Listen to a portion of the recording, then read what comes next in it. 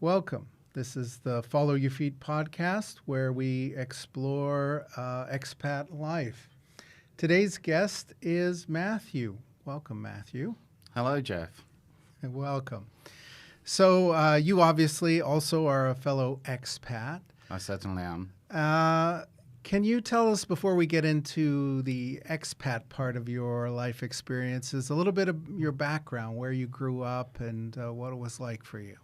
Okay, well, I have probably one of the most unusual starts to life that people have heard, which is I was born in a television studio. And thing is that in my hometown of Dewsbury, there was a television studio for Yorkshire Television. And that television centre, now here's the trick, before it was a television centre, was a maternity hospital. And so I wasn't like literally born in a television centre, but I was born in a hospital that was then converted into a Yorkshire television centre, where they made The Darling Buds of May with Catherine Zeta-Jones, where she got her first big break in television. What about All Creatures Great and Small? That's I'm not Yorkshire. sure. It certainly is, and I have a story connected to that because my mother later, when I was a teenager, worked with the business partner of James Herriot. He ran a veterinary practice, of course, and my mother was his housekeeper and nanny. So she knew James Herriot quite well. Yeah, and so did I. All right, give us a James Herriot story. A James Herriot story is he went, all right, talked to his business partner. They went into some room, had a chat, probably about business, and then he left. That's my story about James Herriot. I don't have any... Well, your mother must have known him well if she was housekeeper and nanny to this man. No, not to James Herriot, to his business partner. Ah. So I mean, occasionally, of course, James Herriot had to visit because of the business side of things, because that's what James Herriot did, you see. So I think people often, especially with Yorkshire people, they kind of think we're very simple folk who do one thing. But James Herriot was a very clever and, obviously a very erudite man, very well educated man, because he wrote a ton of books and that became television series and films. And he was also very wise with his money. So, he started with one practice and then he ended up with a whole load of practices that obviously then had... So he had a number of clinics, vet clinics. Veterinary practices, yeah, and I worked in one of them. When I was a teenager, I got a part-time job cleaning up after all, because it's rural, right? It's Well, it's a lot of house. Farms. That's kind of the stereotype. It's farm. Exactly, and my job for about a year or so was to clean up after all the animals, like lovely. The horses, the sheep, the pigs, the cats, the dogs, whatever. So literally a shit job.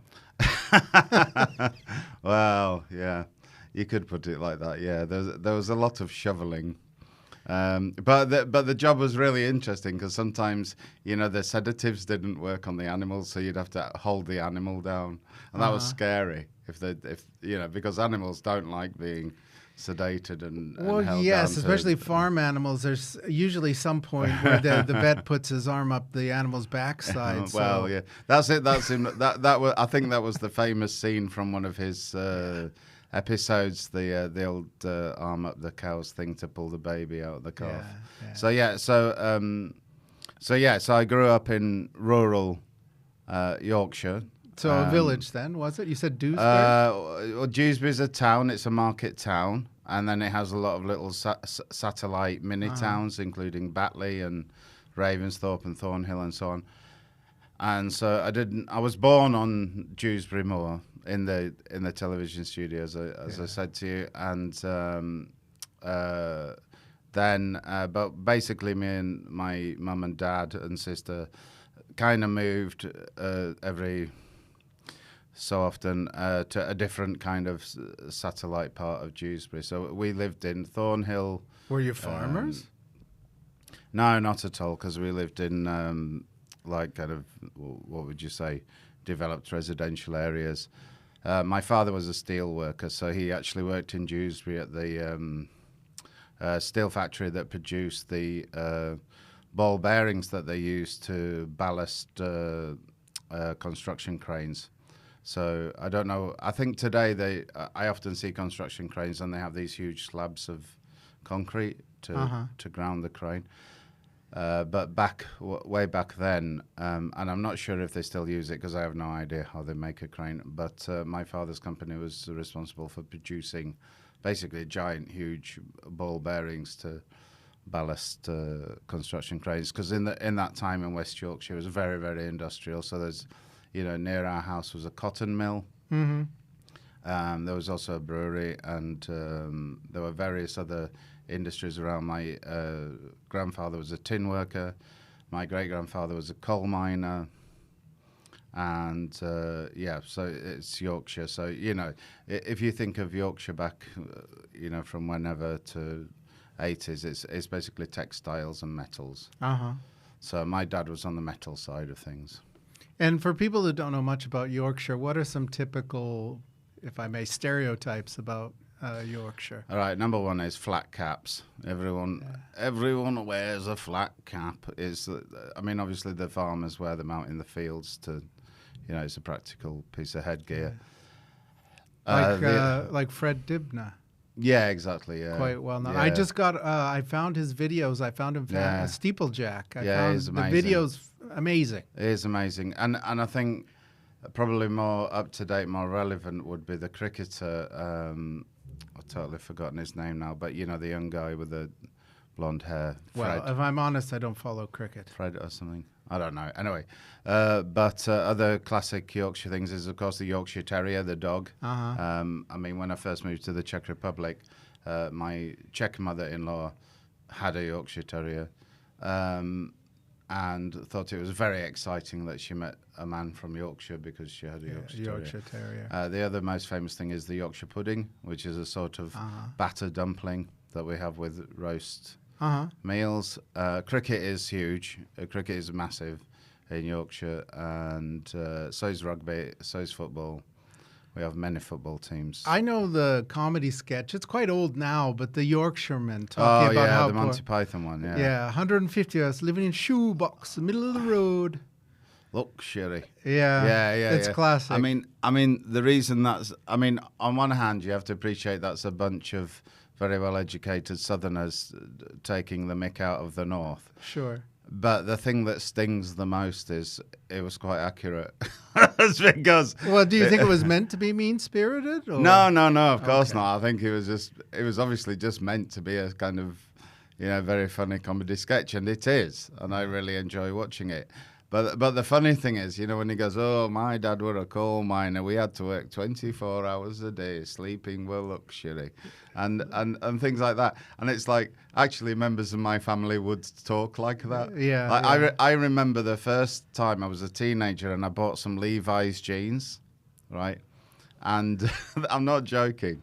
I came home and I can't remember which member of my family were there, and they were like, I don't think you should be bringing that designer rubbish into this house. So was it seen as being a bit posh? Oh, absolutely, yeah. Anything American was like, the assumption was that everything American was crazy expensive and luxury and, luxury. Luxury. Levi's jeans, that's a luxury. So, yeah, we had all that going on. And so that's what I mean. The Monty Python sketch is kind of rooted in some form of reality. Mm-hmm. The big thing in Yorkshire is working men's clubs because of all the, because there's a lot of working men. Yeah. And the two big things in it, maybe three. Dominoes. Really? Yeah. Okay, Dominoes, I didn't know this one. Big thing. Yeah. So an ale. Don't drink lager. Lager's for... I won't say it because we're living in different times. But let's just say derogatory remarks towards... like for puffs. Shall we say the LGBTQ community or the female of the species? Yeah. Half a lager was not a man's drink. Sure. It was all that kind of, I'm talking about the 70s and the 80s. I'm not talking about today. But it was still like very working class. Oh, absolutely, yeah, with the flat caps and the pipes. and or the roll-up cigarette with the licorice paper, and chain smoking and drinking ale and mild and bitter and playing dominoes, and then darts was the second one. So one of my aunts was actually a women's darts champion, like British women's darts champion. She grew up in a pub. I mean, she had no choice. Well, yeah, it's a perfect pub pastime. Yeah, exactly, yeah. And then snooker, massive. And so, of course, the World Championships of snooker is held in the Sheffield Embassy Rooms, where I actually worked for a bit in Sheffield. And my dad used to go every year because of his job. Because his job was actually to buy the steel. Uh-huh. And so he'd have to court, potential... what would you call them? Vendors, I guess. Mm-hmm. And so he gets sent on these work jollies once a year to the embassy rooms to see the world snooker champions. And he'd basically, in those days you could have expenses to throw on, some potential vendor, like buy them drinks all night, take them to a dinner, take them to the snooker. And he used to come back every year with, like the signed brochure with all the main champion snooker players. So how is it that you didn't end up in the steel mill like your father?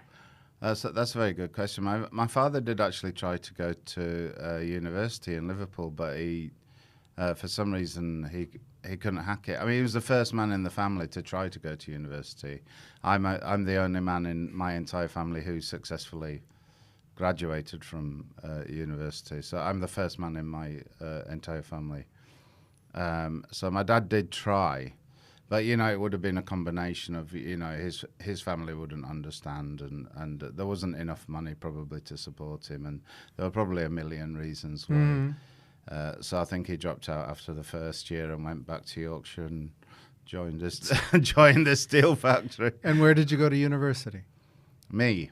Yeah. Well, actually, what I did was before I moved to Prague. So this is connected with moving to Prague. Before I moved to Prague, I met a newspaper editor, quite a well-known newspaper editor, who was a friend of my ex-wife, because he actually used to teach her English in Prague when he was younger. Mm-hmm. And then what happened? He had an interesting story. He went from English teacher in Prague back to the UK, where he taught English for Liverpool FC.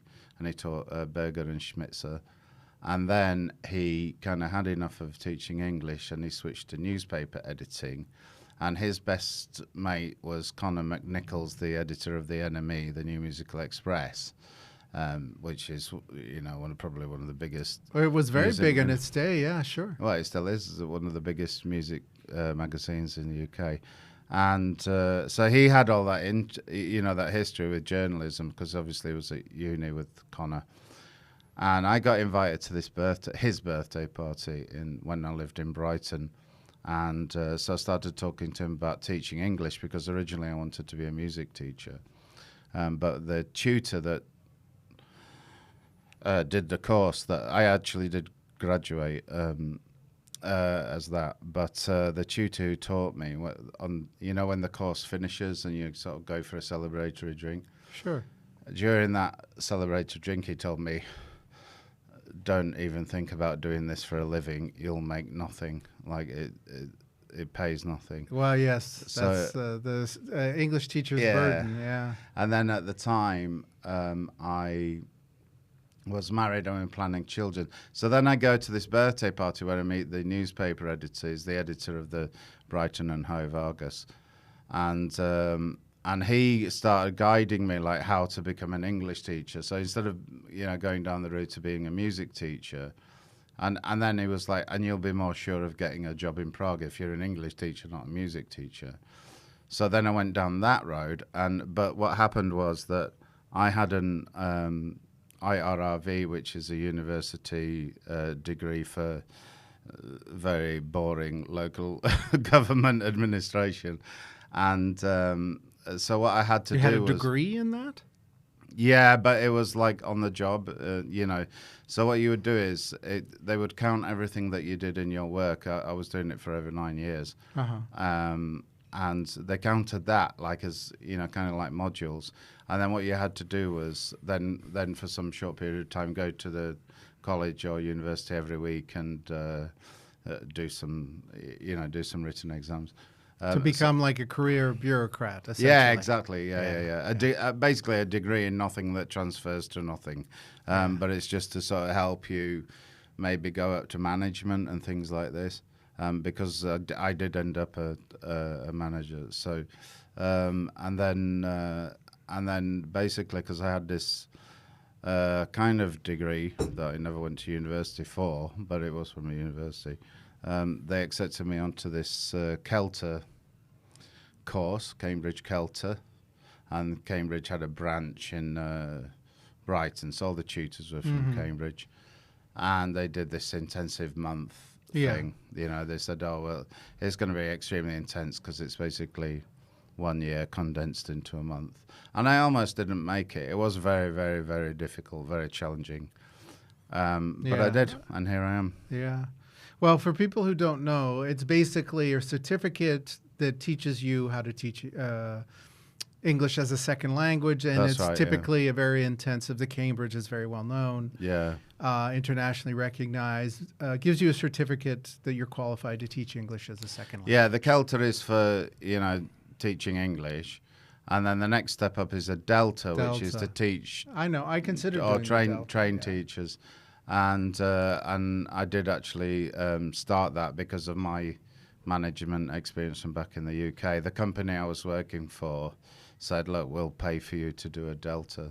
So I did actually even start the Delta. Okay. So, yeah. All right. So when are we talking roughly when you were doing the certificate and then the move to Prague?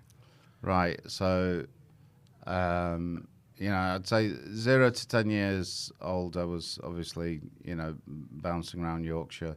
I actually moved to London when I was 20 to get a job. So we're talking early 90s. 1990, in fact, yeah. And then all the way through the 90s, I was working in the local government, like I just said. And then I came on holiday to Prague with two of my best friends, who was amazingly still my best friends, despite that holiday. And and on that holiday, I met my ex-wife, and then she moved to England. So eventually, after some time, we got married, and then we moved to Brighton, where I studied the music stuff. And then the decision started to be that if we were going to have a child, we're going to move to Prague. And what was the motivation? Why did it have to be Prague? Family. She had a much bigger family than I did. And, when you have a baby, it's a huge undertaking, and especially if you're young. It's good to have a lot of support around you. So we decided to make that move. So that's why I graduated as an English teacher and why I moved here. So what year would this have been? This was in 2004. Okay. So that's the story so far. And then 2004, I moved to Prague. We had Lucas. He's my firstborn. Was he born here? Yeah. Okay. In Pavlova. And then my second was also born in the about 1.5 or so years later. He was born in the same hospital. What's the hospital up at It's called Upolenashka. Oh yeah. Okay. Yes, that's the women's hospital. Yes. Yeah. I've walked past it many times. Yeah. Mm-hmm. Yeah. So both my kids were born there. Yeah, a big brick, very sort of imposing building. Yeah. Yeah, it's quite a fascinating place. Lovely gardens, amazing gardens. Yeah. Really so, what were your first impressions? Obviously, you came here on the trip in the early 90s, but once you moved here and were actually living here, what were some of your first impressions of the people, the language, the culture? Well, the thing is that if we rewind right back to late 80s when the Berlin Wall came down, I had this sort of very strange fascination with, what was behind the Iron Curtain, right? Well, I think that's very typical. I had the same. Yeah. We're Gen X, so we're very much of that generation where we grew up in a divided world. Right, exactly. And I had this sort of real obsession about it, to really see it, the reality and not just what's on the news or, something like this. And actually, and this is from pure naivety, I made this fatal misunderstanding that most Czechs would probably kill me for, which was I thought, well, okay, on that side of the world they all speak Russian. Oh dear. So I actually started learning Russian. Oh, that is a mistake. And then that is a mistake. And then my first real holiday or trip was to Latvia, where I did use Russian, and I kind of didn't fall in love with Latvia, but I had a taste, right? And then a taste of the East. A taste of the taste of the East. Not quite China. Not quite Japan. Well, Eastern Europe. What was behind that wall, that Iron Curtain? Yeah. That was. We'll put it that way. That was the driving thing. Yeah. So then I came to Czech Republic, which was again, just only some time after the. And did you try to revolution. speak Russians with Czechs when you first came here? No, not at all. No, I wasn't. Because that would have been a mistake. Yeah, I mean, I'm stupid, but I'm not that stupid. Yeah. You wouldn't have gotten a very warm reception. No, I'd probably be punched in the face. No, it would have been a bad scene. Yeah, I would never have got the speech cover I ordered. Yeah. So and that's when I met my wife, right, on the first trip. So actually, I came here every 6 months for 5 years. So I started every trip. You see something different. You go somewhere different, not just in Prague, but around. So this was in the early 90s then? Late 90s, early 2000s, yeah, for about 5 years. That would have been, I think, quite an interesting time because they were still Yeah. transitioning from the That's old right. regime. Yeah. And all the places I kind of fell in love with, they don't exist anymore because they've all been gentrified into posh cafes. So yeah, there were a lot of places. They were just full of character and like. And, well, for example, for people who don't it was, know, for an artistic person, it was like a paradise, because you had all this like outsider art, and you had all this like obviously the Eastern European, Central European, Eastern European style, shall we say? Yeah. And I'm not talking about Mucha. I'm talking about later artists, but even stuff like František Krupka and so on. And so one of my main passions is is the arts, right? Mm-hmm. So I just fell in love with the atmosphere of the whole thing, and I was like, well, and I can teach English here and earn a salary, and I can actually live. Mm-hmm. In this extremely cool, complete opposite of London, right? Well, it was. I mean, back then there was definitely a demand for teachers, and everything was dirt cheap. Yeah, exactly. Yeah. Yeah. So as I say, we were married 5 years before we had my first son. So in that 5 years, we sort of progressively, slowly planned to make the move here once we knew that my wife would be pregnant. So we moved here in 2004. Yeah. And what are, going back to some of the places that would have been big in the 90s that have been gentrified now, can you give us an example? Oh, there was this fantastic place called Terminal Bar that doesn't exist, but it was almost like a pre-clubbing cafe. Was that the one thing. up on Letna Hill that was below the Metronome, literally in the side of the hill? No. Someone told me there used to be a club there. Yeah. I don't think I ever saw that, but it was all like basically the Roxy and everything around the Roxy. Yeah. But there were a ton of like, amazing. There were all the bars where the dissidents used to hang out under communism.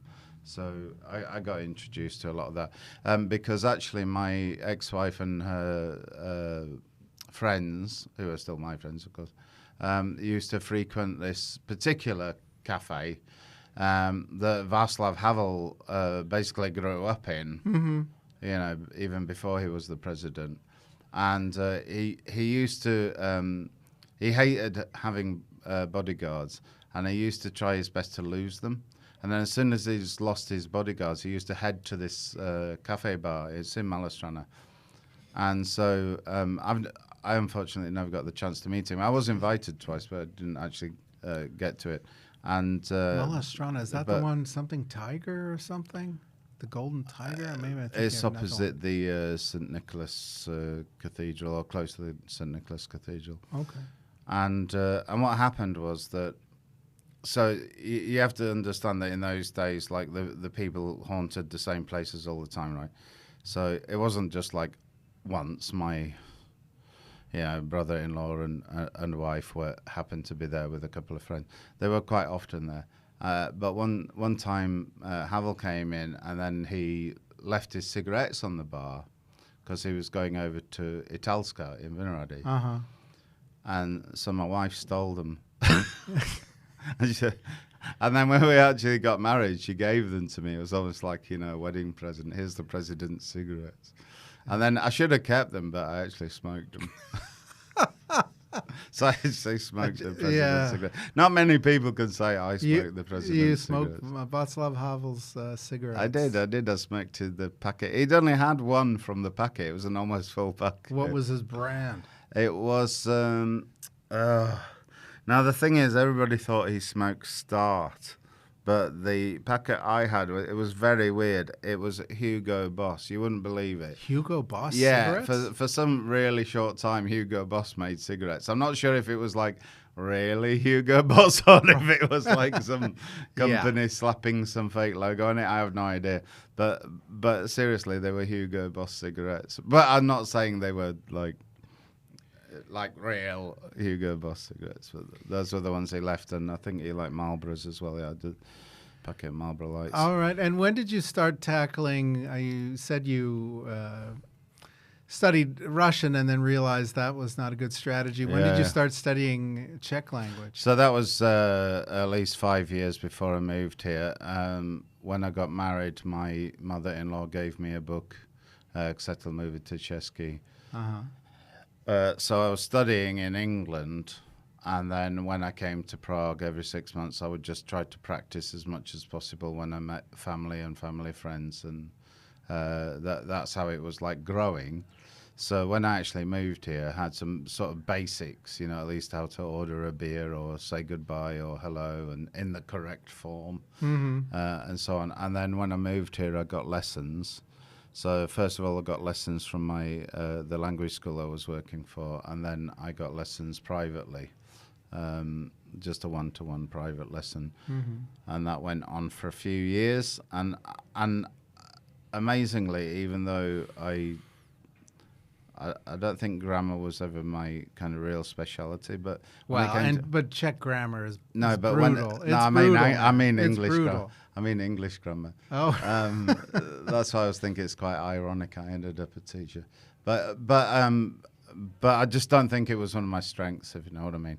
But then the irony is when I started to learn Czech and I was going for these lessons and they were doing this and that, I was like, could we please focus on the grammar? I really want to get my grammar right. well, that's actually a very Czech thing to say. Yeah.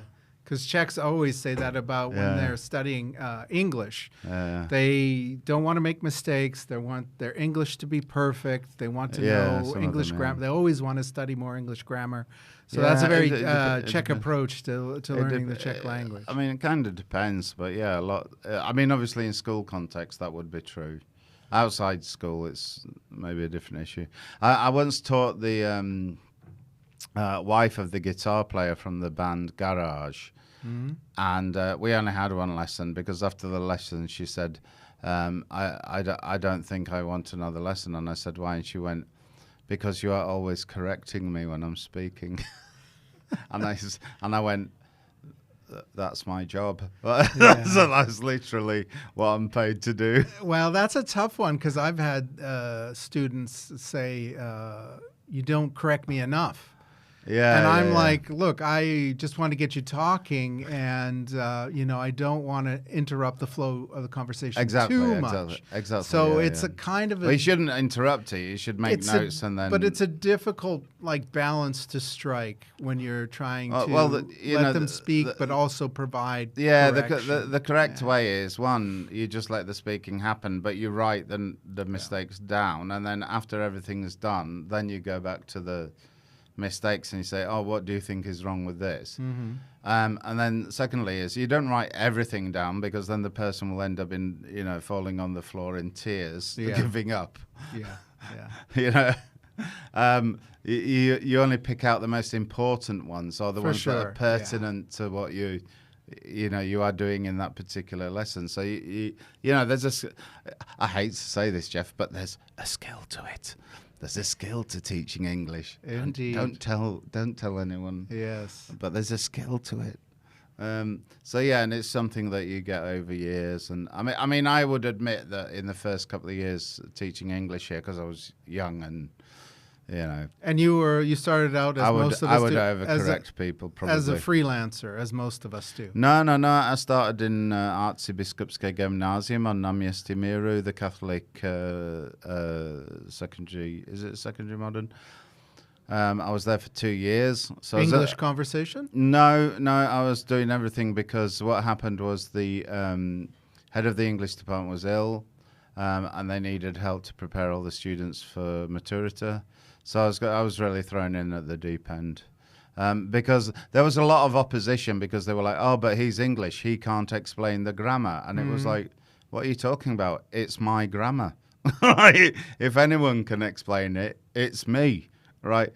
And then, fortunately, there were a few leaders with common sense who were like, well, he does have a diploma from Cambridge University and he is English, so he probably can explain the grammar. And then literally I had like an 87% pass rate, which was higher than previous year. And then after 2 years, I was headhunted to a private photography and film high school, because you know a lot of the high schools are vocational here. Yeah, right? vocational. So I kind of like bounced around, high school to high school, and yeah, and at the same time, I would teach adults, usually personally, 1-to-1, Of course, or evening courses, the classic evening courses.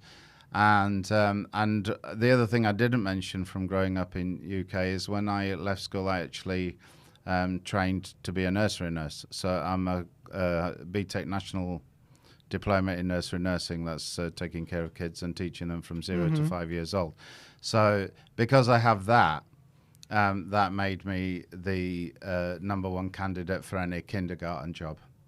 So I also used to teach children from 3 up to preschool. Well, yeah, it's quite popular now for people who can afford it to put their kids in English preschool. Yeah, and I worked in state and private schools, so it wasn't only private schools. I mean, I worked in a private school that basically has kids of diplomats and ambassadors, but I've also worked in your bog standard Czech state school in Budějovice, So it depends, but I think it's never good to limit yourself to one thing. I think you should embrace the different experiences that are offered to you within that world, if you understand what I mean. It's the same with learning languages. I think in my life I've at least tried to learn 7 languages. I've had a lot of different jobs apart from teaching English and doing what I do now. So how long, going back to your experience as a Czech learner, how long did it take you to feel somewhat comfortable speaking and dealing with people in Czech? 3 years, I guess. Yeah. It takes a while. It takes a while. It's because 1, you have to get the language up to speed, and 2, you have to learn to deal with the reaction. Because some people literally laugh in your face because you made a grammatical mistake. I'm not kidding. I mean, not all people, of course. I'm just talking about 1 or 2. But you have to kind of get through that process that, if I make a tiny mistake, they're going to start lecturing me and trying to... I told you, I think, that once I was in a butcher's and I was just trying to buy a piece of chicken. And because I used, a slightly wrong word for chicken, the woman started lecturing me on the correct way to order this piece of chicken. And it was like, you're a butcher. Why are you trying to fix my grammar? Well, I can relate. Trust me. That's the kind of classic example, isn't it? Yeah, I've been corrected by shop assistants and cashiers myself. There you go. It's just like, give me my piece of pizza, please. Waiters. Yeah. Barman. And they can be, this is the other thing with the service culture here. They can be quite surly. Brusque. Yeah. Yeah, surly, brusque. Good word. Yeah, good word. Blunt. Yeah. They're not brutal. worried about offending you. All the B words. Brutal. Yeah. They're not concerned about No, they don't give a stuff about your feelings, mate. They just want to...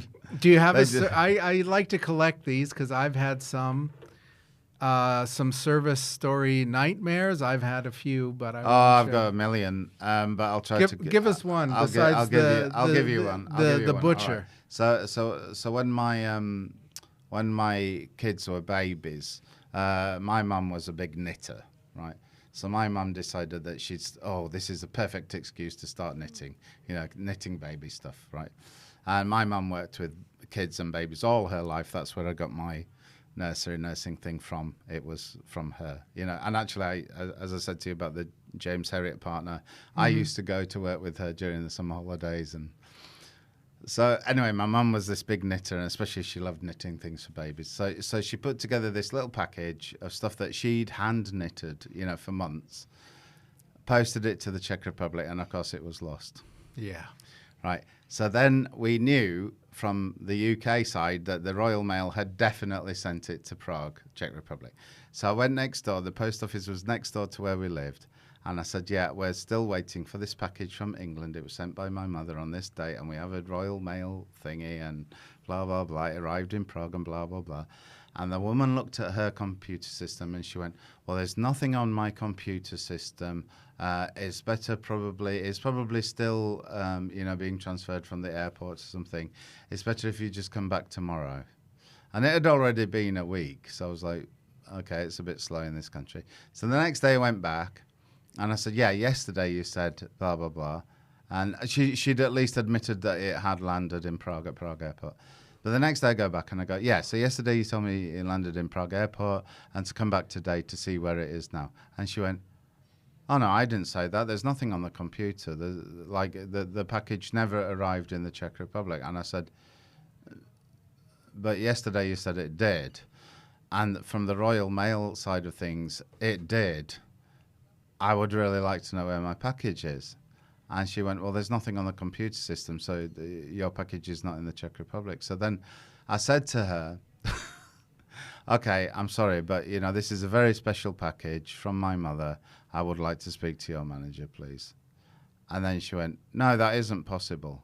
And I said, well, yes, it is possible, because all you have to do is just go to your manager and say, excuse me, but there's a man on the counter and he's not very happy. Could you please help him? And she went, no, I will not get the manager for you. I've told you what's happening, blah, blah, blah. And then I said, well, all right, how do I make a complaint? And she went, go to the train station. And this used to be a phrase, and I'm talking, 25 years ago. It used to be a phrase that if you... Go to the train station. Yeah, take it to the train station. That's a way of telling you to just piss off. Yeah, it's telling you to stick it up your jacksie. So obviously, as not knowing the language that well, I was there with my wife. We come out of the post office and I went, darling,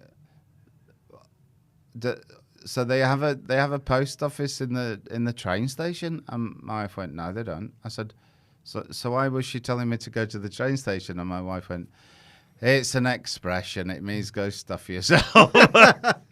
And I went, I want to make a complaint. Like to get, my mum spent months knitting these baby clothes. She's going to be brokenhearted. Like we have to find where it is. It has to be somewhere. And then my wife told me the horrible truth that, somebody at the airport probably saw, oh, here's a nice package from England. And it went in their bag and you'll never see it again. And the post office don't care. And that was very hard to deal with. That was very, very hard situation to deal with. I never did ever get the package. Yeah. Well, that was really horrible. But being told to literally, go F yourself. Well, these are some of the was leftovers from socialism. Yeah. No customer service. Stealing things from work. Quite typical. Yeah, this was 25 years. Oh, yeah, maybe 21 years ago. So it's a long time ago now, and of course things have drastically improved. But yeah, that's hard when you've got little babies, right? Well, yeah, especially that she hadn't bought the clothes; she actually had made them. Yeah, I know. That's what was kind of heartbreaking about it, really. Yeah, I've had my own adventures with the post office. Yeah, the post office. Everybody's got 2 or 3 stories about the post office. I have another one about the post office, but and I actually have one about the train station, which is quite funny because I think now again they've changed the training or something, so you don't get these people just sitting there miserable, hating their job, hating their life, totally in the wrong place, wrong time. Although some of them do unfortunately still exist. Well, I was standing behind this couple who didn't speak any Czech, and they just wanted a return ticket to Berlin. Now, I was actually going to Berlin as well. And, of course, I'd done my research to get, the cheapest ticket, which was, what was it, 48 euros or something. And what was happening was in front of me, these tourists were asking this lady, who was obviously just annoyed by the fact they were foreign, and she was overcharging them. She was going, well, I do you one ticket for this price, one ticket for this price, but it was, it's going to be like crazy money. And the tourists were like, sorry, no, can we have a return ticket? Because she was trying to do it all individually to make more money. And she was like, and then she started to get angry with them. I tell you, this is price, this is, all that sort of stuff. So then I stepped in and I just went, I'm sorry, are you going to Berlin? And they went, yeah, we just want a return ticket to Berlin. I said, oh, that's great, because that's all I want as well. Well, would you mind if I just speak with the lady? Because I actually speak Czech. And they went, oh, that would be wonderful if you could do that. So then I step in, and of course I just start speaking Czech, and I'm like, we want, zbatečný lístky, blah, blah, blah, Berlin. 3, please. And then she realized that she'd lost the game. Yeah, right? that's... And then hatred turned towards me with the dirtiest, most evil look of it. It was like a witch. You ruined her dodge. A witch placing a hex upon you that curses you and 7 generations after you. Exactly. And but everybody got their tickets. And then when everybody got their tickets, the guys were obviously thanking me, not the lady. Yeah. And they walked off, and she was looking like, the nuclear explosion had gone off in her head. And I turned to her, and with the sweetest smile, I went, so thank you very much. Have a lovely day. And I walked off. In proper formal Czech. Oh, absolutely. Made sure it was crystal clear. The best revenge, The VCAT, the Vikani. Yeah, that is a big thing about formal, informal. You cannot be informal with someone without asking permissions. Hezký den, já přeju vám. So, not to be overly negative, although... No, it's just that it's the not reality. Every day. It's not every day. It's the reality. It's like you have to talk about... But, I'm picking 4 or 5 experiences from 21 years. It's a drop in the ocean, right? I'm only... All right. Well, let's transition. It's not my everyday experience. I mean, every expat's been through these things, so it's common knowledge. It's common. You have to go through it. I would call it the rip-off culture. I would say that back in the day, and really not now, not really so much now, absolutely not.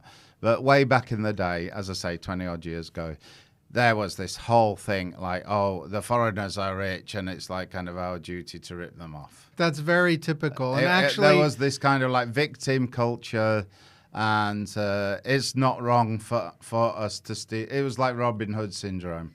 Yeah, but that has changed now. They feel like the economy's changed.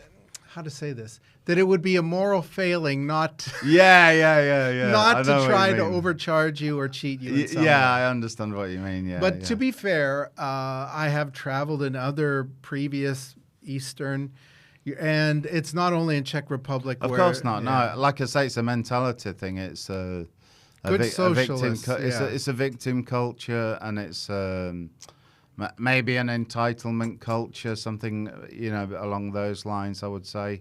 And, and you can't blame them 100% because they were under 50-odd years of propaganda telling them, this is, these people are getting easy. These immoral, horrible people are getting it easy and, have anything they want for doing nothing. So they've been preached at that the Englishman turns up in Prague with 3,000 crowns in his pocket for doing nothing. Yeah. Which is, of course, is absolute lie. No, but it's something. But if you're told that for 50 years by the propaganda machine, then you're going to believe it. It's something easy to rationalize. I want to tell you a funny story. I was once in the mountains, and I met this guy, and he actually he had a Czech mum and he had an American dad, but he'd never met his father. His father had got his mum pregnant and then gone back to the States. And he'd been raised in this mountain town, and he'd never left it, right? Oh, wow. He'd been to Prague once, but he couldn't stand it because he said it was overrun with homeless people, right? And so he was telling me this at the bar in the hotel, and I said, you think Prague is overrun with homeless people? I said, mate, you should try London, because I'd already told him I was from England. And he went, London? There are no homeless people in London. And I went, sorry, what? He went, there are no homeless people in London. I know about it. They were telling us on the television. Margaret Thatcher eradicated homelessness in Britain in the 1980s. And I said, there's over 3.7 million homeless people just in London in the UK. And I know because one of my friends is a full-time worker for a homeless charity in London. It's real. If you go to London, the streets are full of... You're going to see them. The homeless folk, right?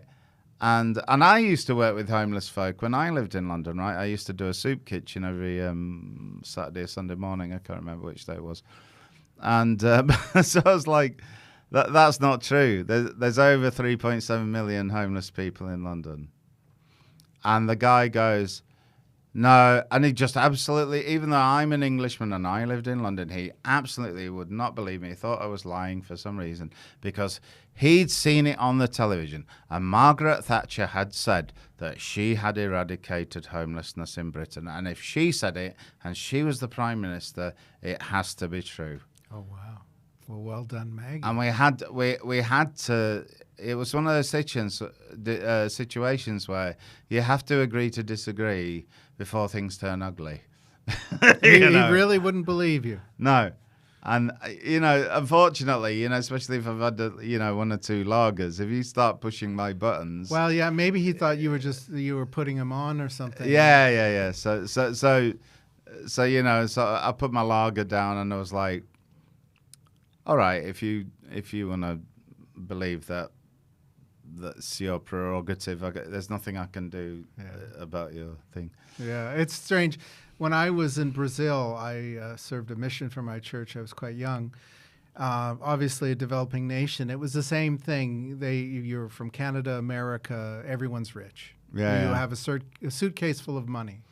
Yeah, exactly. Yeah. Yeah, I had a landlord that was convinced that everyone was absolutely rich, and we had money and we had dollars falling out of our pockets, and he really believed that. I tried to convince Silmaro, but he would not. He wouldn't believe that there could be working class. Or because poor people think you Canada. have trust funds and you know. No, they think everybody's investments and huge savings accounts. So what do you like best? We've been digging on the Czech. What do you like best about living here and Czech culture? What are the things that you enjoy? Right. So as I said to you, I fell in love with Prague before I moved here, and I think that after moving here, it's like one of those beautiful love affairs that you're more and more in love every day. It never goes. Yeah, I love the city as well. It's beautiful. So, number one, the food is spectacular. And especially as it's developed over the years, there are more, I would say, like fusiony. Czech restaurants are not stuck in the mud, right? They do kind of move and adapt with the times, and the ingredients have vastly improved. I imagine when you first came here, it was pretty basic. I think in the beginning. Yeah, and it was one of those things where if you could go to a really dirt cheap restaurant, and it's like you would get what you paid for. There was no doubt about it. Whereas I think standards have really gone up over the years, and I love Czech cuisine. except Svíčková. That's the only thing I don't really like. That's the signature dish, man. And it's the only one I don't. No, because you've got goulash and dumplings, and you've got the pork cabbage and dumplings. Those two are, I could eat forever. Well, it's very hearty, like filling meals. It is. They're winter foods, aren't they? Yeah. They're winter meals. And then, of course, the way they do salads now is great. There's a lot of international cuisine, as you know. Well, salads are a bit new for Czechs. Ooh, not that new. But I mean, in the past they would do sauerkraut, but they're not so much. Yeah, now they'll do a green salad. It was not such a thing. I think it really depends where you go, because especially the actual like Pilsner restaurants, they're really high quality, like Local and those places. They're really high quality. Like the cuisine is spectacular. Like even just going, as a teacher, grabbing a quick lunch at a Yidelna, which is like a lunch counter, Even when I came 12 years ago, you could get goulash and dumplings for like 95 crowns. Yeah, and of course the old tried and true classics like the Smažák and all that. So yeah, I love that. I obviously, getting older, I stick to the lighter side of Czech cuisine. I find the language absolutely fascinating. I'm obviously still learning it, especially the idioms, and try to pick up the slang where I can. And the other things, but mainly, as I said to you earlier, is the arts, right? So, I mean, I'm often telling friends back in the UK, because people don't know, but Space Odyssey 2001, Stanley Kubrick, was based on Icaria, one of the first ever science fiction films of its style, of its. You mean the old black and white Czech one? Yeah. And it is a fantastic film, and one of the best things about it is the soundtrack, right? And the Czechs are not given credit for this kind of stuff. That's one thing, the film side of things. I mean, the Czechs have a very long history of they have a great film culture. Incredible. You've got Knoflíkáři, you've got Samotáři, you've got, Pelikan. Closely watched trains. Yeah, the list goes on. Koj is a really funny movie. I think most people might know Kolya was. Yeah, Kolya's the Oscar winner, I think. Oscar Yeah. winner. Although Closely Watched Trains actually won an Oscar as well. Yeah, and I met the bloke from Kolya, and he's sweet as anything. I had a little chat in Riga of his Sadi. It's where he walks his dogs. We're neighbours. And I also met Jan Sodek, the photographer. He used to live around the corner from me in Žižkov, and we had a little chinwag outside the corner shop once, and he's a lovely man. Bit of a dodgy Woody Allen type history, but he's a geezer. He's a geezer. He's a geezer, and I met quite a few Czech musicians. I met Záviš, the folk guy who, he was horrible, but you'd expect that. Actually, some people you do actually expect to be quite awful. I would say Záviš is sort of like the Mark E. Smith of the Czech Republic, but worse. It's sort of like a cross between Mark E. Smith and Lemmy from Motorhead. Yeah. It wasn't very pleasant at all. No, but sometimes that's you expect. But you expect that, So I wouldn't say. I would say the music scene, shall we say, is the one thing that lets the country down. In my own personal, because music's a big thing for me. But there's not any Czech bands that you like. There's lots of Czech bands that I like and I've worked with. So there's Midi Lidi. I think they're great. Worked with Petr Marek, and I worked with Sporto. Unfortunately, they disbanded. Karel Gott. He was the icon of the music scene here for decades, man. Decades. Never. But I talked to people who knew him and had one guy I used to teach was his dancer, like when he went on TV, and the other guy I taught. I don't think I can say that on air because I'll have to tell you that story off air, because it might be quite libelous. But let's just say Karel Gott was a bit of a lad. Well, they were different times. The guy was he was an institution. He was like he was, but favored singer for decades. He was, but if he was a British celebrity, he'd be in that, you know, Rolf Harris, John Peel camp. He would be in that right now. You know, there'd be investigations by the BBC. You know, so yeah, it's a funny old world, isn't it? And there are a few others. But you know, and across genres, of course, you know. Yeah. So. But it is a great creative city, whether it's film, music. I think their strengths are more on the art side, like, you know, graphics and paintings, of course, you know, because you've got all the legends, like, you know, from the illustrator of Schweik to who was, you know, Picasso was influenced and inspired by it. And then you've got the of course I mentioned František Krupka earlier. He was great. And what, Mucha? Mucha, not a massive fan, but that ties into Ivan Lendl, you see, because that's the other strength of the Czech Republic is the flipping sports, isn't it? Because I grew up on Ivan Lendl, right? And when I found out Ivan Lendl's got his Mucha collection in the palace on Stara Města, it was like, when can I go? Can I go now? Like, I mean, I don't even really like Mucha that much, but I love Ivan Lendl because I grew up on the guy, you know. And there's other, you know, Martina Navratilova, Czech. They have a lot of good hockey players. I had a student tell me he was a hockey fan, and he loved to remind me how they won Nagano in '96. They beat Canada. Yeah.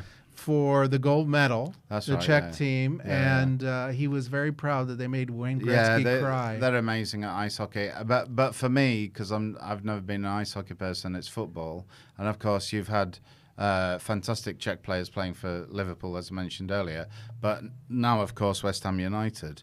And when I was growing up, so you know, my dad was northern, my mum was southern, right? So my dad's family, it was all about Liverpool FC, right? But my mum's family, because she's from West Ham, it was always about West Ham United. And now, of course, West Ham United is owned by the Czech multi-billionaire Křetínský.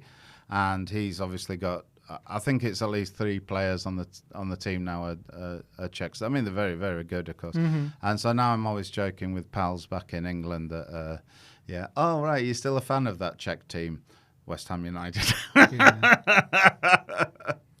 But then, you know, you got Sparta FC. They were in the Song by the Fall in 1992. You've got Dukla Praha that were in the Song by Half Man, Half Biscuit in, I think, 1987. And there's always been a thing of, especially the avant-garde, surrealist side of Czech art, plus the sport, weirdly, seeping into British culture. And actually architecture, I have to say, as well. Yeah. And things like cubism. And this T-shirt I'm wearing today, so last week I was at a gig by Stereolab. It's, it's an English band. And their new album, apparently 2 or 3 songs on the album were inspired by this old classic Czech puppet movie. And they started mentioning it during the gig, and it was like, yeah, the Czech Republic is responsible for quite a lot. You know, if you consider if it wasn't for the Czechs, you wouldn't have 2001: A Space Odyssey. Yeah.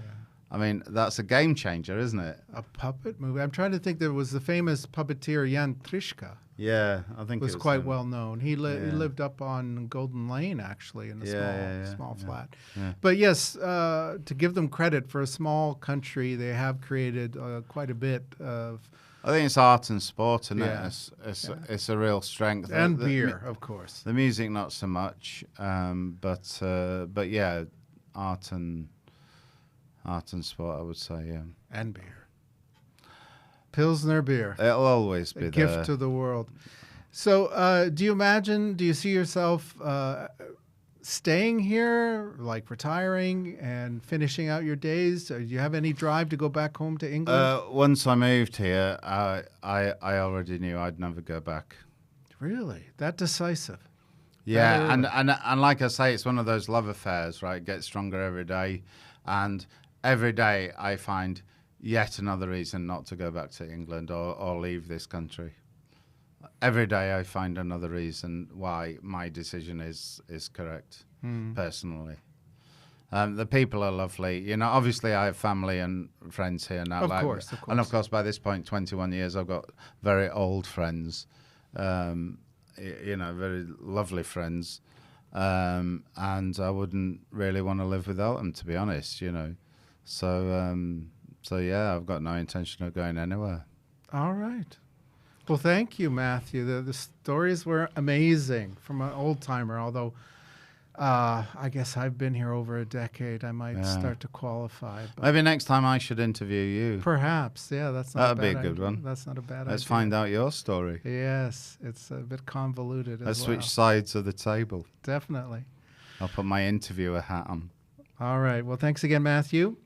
And thank you for watching. So please like, share, and subscribe if you enjoyed the interview. And, of course, if you're thinking of being an expat, just follow your feet. They know where to take you. Thank you. All right. Thanks, Matt.